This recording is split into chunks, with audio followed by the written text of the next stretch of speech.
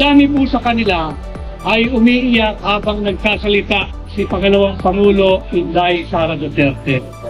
Pinapabot po ng ating mga kababayan mula sa Kuwait at ng mga iba pa, yung naroon din sa Middle East, na sila po ay kaisa natin ngayon sa ating ginagawang pagtindig, sa ating paninindigan, pagtatanggol, pagpoprotekta, at pag-aalaga kay Vice President Inday Sara Duterte.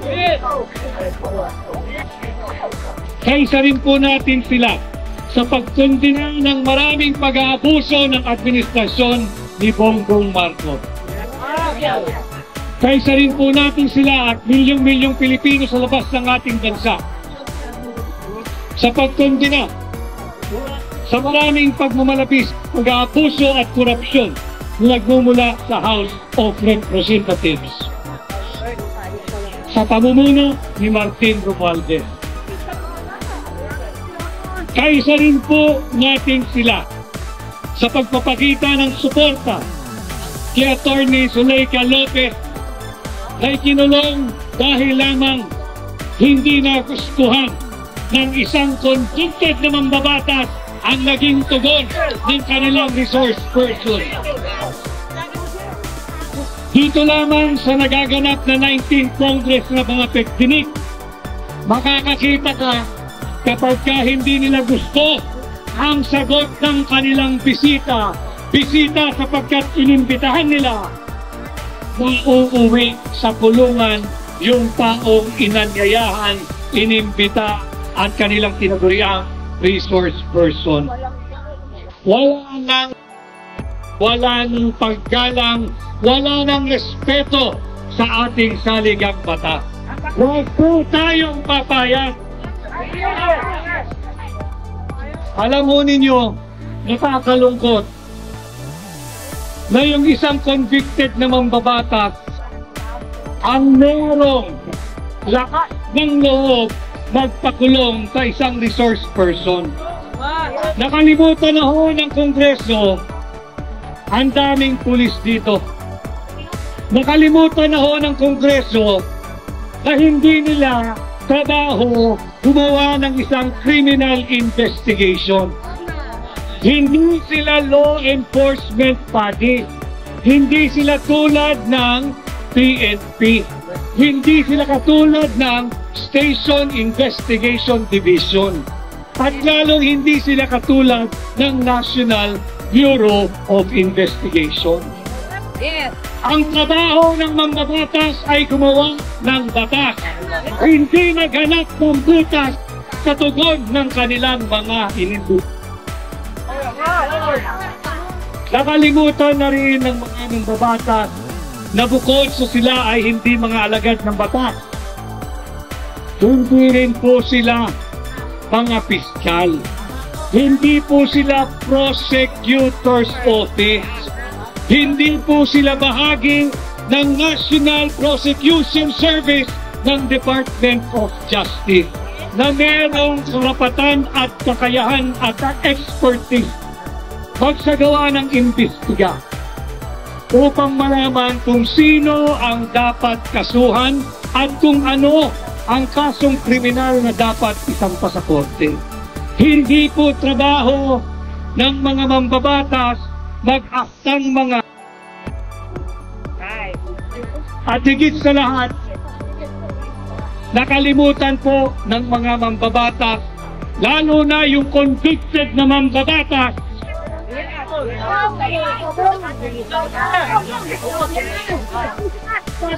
nakalimutan niya na siya ang may conviction.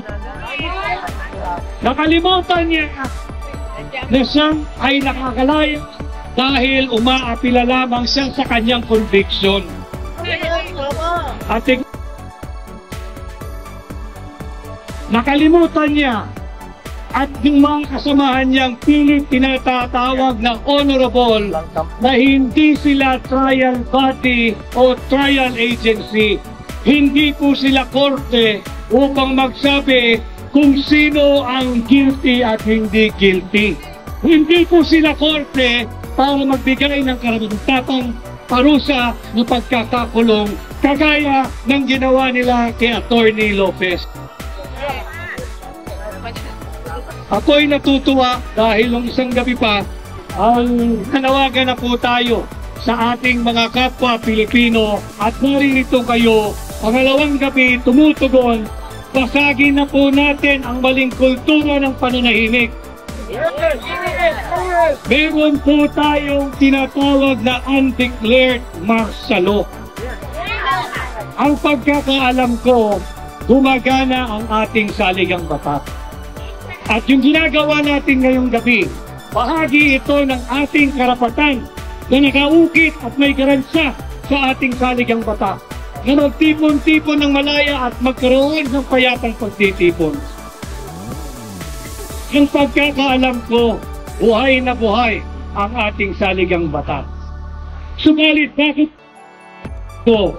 Tinatapakan, sinasalaula, yinuyurukan nila ang mga karapatang pantao ng mga resource person. Sabi po sa Article 3, Section 1 of our Constitution, no person shall be deprived of life, liberty, or property without due process of law. May due process ba ang pagkakakulong kay Atty. Lopez? Meron bang due process na sa kadiliman ng gabi, walang kuryente, pinatayan din ng tubig, darating ang mga ilang elemento ng kapulisan upang pwersahin at pwersahang ilipat si Atty. Lopez mula sa House of Representatives patungo sa correctional facility ng Mandaluyong? Ito ay malinaw na paglabag sa karapatang pantao. Nakalimutan din ho ng mga congressman natin, ng mga miyembro ng mga bababang kapulungan, yung Section 12, Article 3 of our Constitution. Malinaw po sa ating saligang batas na bawal ang force, intimidation, violence, or torture that will vitiate the will or the or will vitiate the consent. Yung pananakot na kapag hindi ka sumagot ng ayon sa aming kagustuhan, isa-cite ka namin in contempt. Yan po ay pananakot. Yan po ay threat.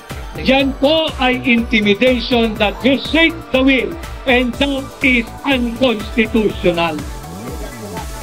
At bilang panghuli, tinatapakan pa rin nila ang karapatang pantao ng kanilang mga iniimbitahan, particular na ang Section 17, Article 3 ng ating saligang batas. Hindi po maaaring pwersahin ni naman ang kahit na sino yung tumestigo laban sa kanyang sarili o laban sa kanyang sariling interes.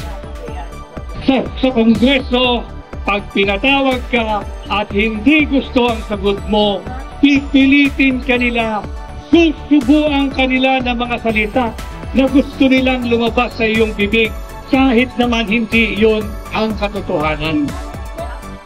Kaya tayo'y patuloy na magsama-sama, manindigan at sumigaw ng sama-sama.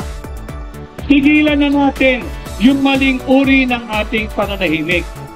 Tanggalin na po natin yung maling kultura ng pananahimik. Meron po tayong tinatawag na undeclared martial law. Nagaganap na po yan. Kung ano-anong iniimbestigahan, sinasabi ay in aid of legislation. Kasinungalingan. Ang investigasyon nila ay in aid of political persecution. Wala na silang gawin araw-araw kundi siraan ang pagkatao ni dating Pangulong Rodrigo Roa Duterte. Masama ba pag ika'y Pangulo, pangalagaan mo ang seguridad ng iyong bansa?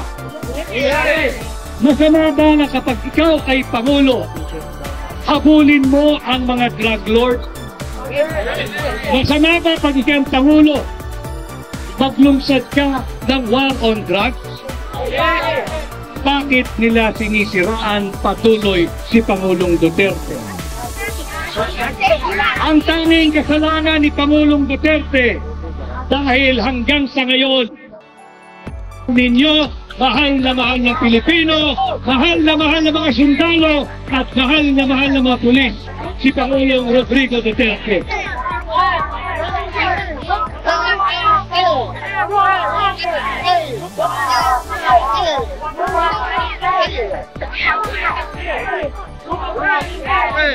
At dahil hindi sila magtagumpay, ang kanila namang pinupuntirya ngayon ay si Vice President Inday Sara Duterte. I am not here to speak on behalf or to defend Vice President Inday Sara Duterte. Nakita natin lahat ang kanyang tapang, ng tunay na maisog. Babaeng tao pero marunong lumaban. Hindi kinahihinaan ang loob at patuloy pang tumatapang. Subalit ito'y dapat malaman ninyo. Ang puntirya nilang susunod ay si Vice President Inday Sara Duterte. Gagawin nila lahat para i-impeach si Vice President Inday Sara Duterte. Ang layunin ay palitan siya ni Martin Romualdez. Ang layunin ay panatilihin ang kanilang angkan, ang kanilang pamilya, ang kanilang sarili sa kapangyarihan, sa poder, at patuloy naghahakay ang kaban ng ating bansa. Papayag pa kayo dyan? Ito ang kanilang mga tunay na layunin. Kaya kami, ako, ay magkakasama, lumalapit sa inyo. At ipagtanggol si Vice President Inday Sara Duterte. Sapagkat si Inday Sara Duterte, siya lamang po ang sumisimbolo, kumakatawan at sumasagisang na 32 million Filipinos na bumoto sa kanya. Nagkataon lamang na ang binoto ng 32 million Filipinos ay si Inday Sara Duterte. Bakit galit na galit ang administrasyon ni Bongbong Marcos? Kanyang ama, mahal na mahal nating mga Pilipino, si Vice President Inday Sara Duterte.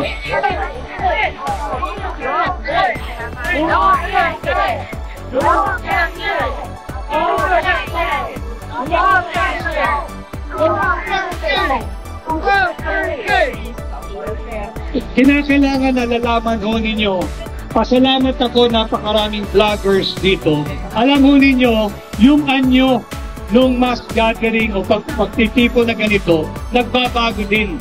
Sapagkat tama yung sinasabi ni Vice President Sara Duterte. Hirap na mga Pilipino. Imbis na ang gawin nila ay magpasa ng batas, nagagamot, natutugon sa kagutuman, sa kahirapan at kawalan ng trabaho at kawalan ng pag-asa ng maraming Pilipino, ang ginagawa nila lahat ay political persecution laban kay Pangulong Duterte, kay Vice President Inday Sara Duterte, kay Pulong Duterte at kay Baste Duterte.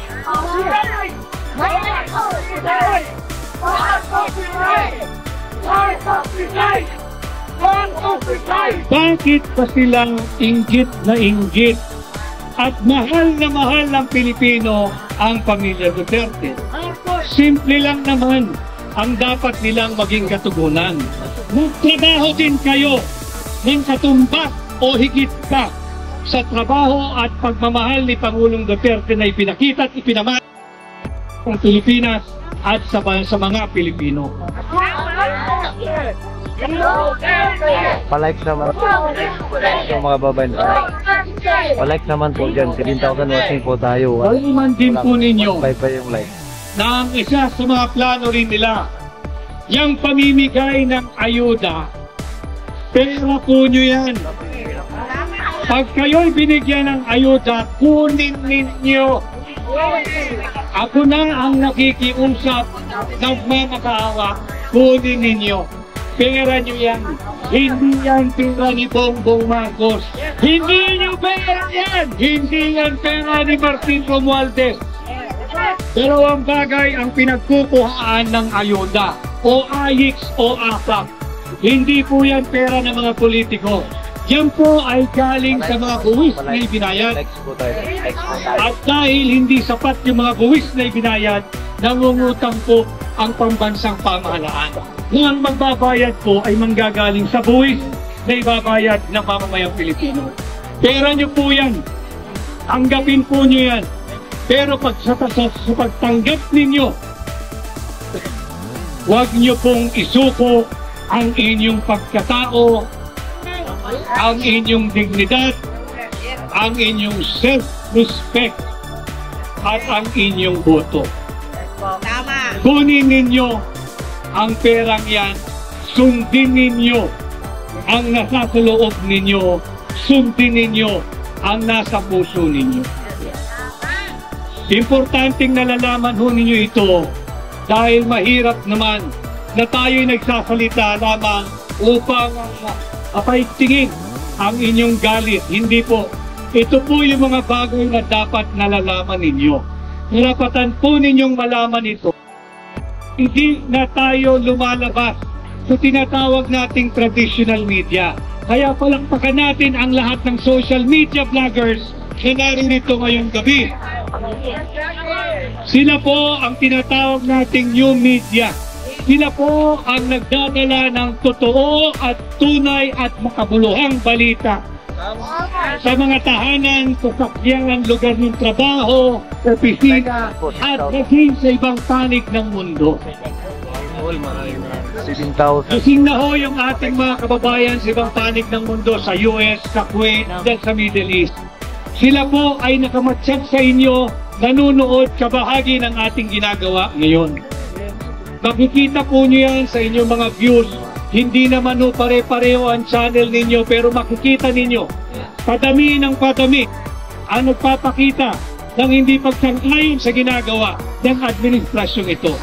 Kaya wag ho kayong mapapagod, nagsisimula pa lamang po tayo, pinaglalaban lamang po natin dito yung sinisigaw ng hakbang ng maisog, nananawagan for transparency, accountability, peace and security. Ating panagutin ang mga magnanakaw diyan sa Senado at sa Kongreso. Nabanggit po kanina ni Placido na ako po ay isang kandidatong para senador ng hakbang ng maisog. Hindi na po muna panahon yan. Nais ko lang pong banggitin ang pangunahin sa aking nais gawin. Yan yung war on corruption. Subalit, yung war on corruption, hindi po yan motherhood statement.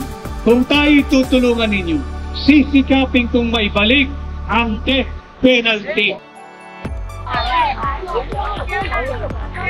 Death penalty, subalit sa dalawang kaso lamang. Dalawang kriminal na kaso lamang. Unang-una sa kasong plunder, para matigil na yung patuloy na pagnanakaw ng mga mambabatas. Subalit, paano ho natin gagawin yan? Ang plunder ho kasi, bago ka makasuhan, bago ka makonvict, kinakailangan kapag nakaw ka ng 50 million pesos. Pag tayo po ay pinalad, ibababa po natin yung halaga ng plunder from 50 million to 5 billion pesos. Magunit sa maisog! At kapag napatunayan ang mga tiwaling taong gobyerno na nagdakaw ng 5 milyong piso, pitay ang kanilang kaparusahan. 7,000 po tayo, wala pa sa kalahati. At kasabay ng war on corruption laban sa mga magnanakaw sa gobyerno, ibabalik din po natin ang kaparusahang pitay sa lahat ng mga taong gobyerno, politiko, pulis, sundalo, NBI, kawani ng pamahalaan, nasyonal o lokal, nakasabwat, protektor, patong facilitator ng ipinagbabawal na gamot. Marami ho ang nagsasabi sa akin, Attorney Vic, mahihirapan ka dyan. Kako bakit? Sino ang kokontra sa panukalang ibalik ang death penalty sa kasong plunder? At sino ang kokontra sa panukala na pababain ang halaga ng plunder mula 50 million to 5 million? Nanakaw lang. Kaya alam na ninyo, pag merong kumontra, nakakatiyak kayo, magnanakaw yan. Pag merong kumontra, nakakatiyak kayo, may planong nagnakaw yan. At pag merong kumontra, nakakatiyak kayo, hindi siya masayang magnakaw ng 5 milyon lang. Kaya gusto niya 50 million pesos pa rin. Subalit ang perang inanakaw na yan, ang biktima po niyan ay hindi lamang isang tao, kundi tayong lahat ng mga Pilipino. 8,000 watching po. Imbis na maitaas sana ang sahod pa ng mga sundalo, pulis at bumbero, napupunta sa bulsa ng mga tiwaling politiko na kung makapag-utos sa ating mga pulis, akala mo tao-tauhan at ari-arian nila ang mga miyembro ng PNP at ng AFC. Kaya ito po ang ating nais gawin at hindi rin po matatapos ang gabing ito dahil dito po sa Quezon City, hindi po yung mga hindi po taga Quezon City at yung mga taga Quezon City po, dahil dito po talaga ako, ito po ang aking lungsod.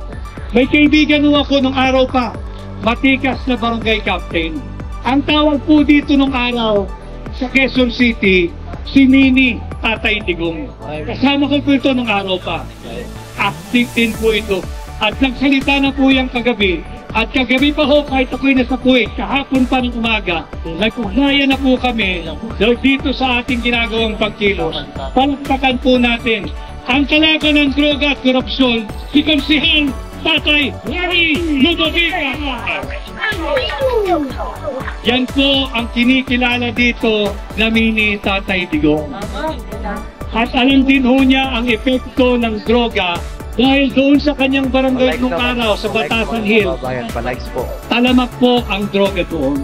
At sinasabi rin ng mga tao doon, barangay officials, si Consel Rani, at pati mga kapulisan, nang dumating ang administrasyon ni Pangulong Rodrigo Duterte, naubos, nagbuhan, nawala at tumigil ang kalakal ng droga.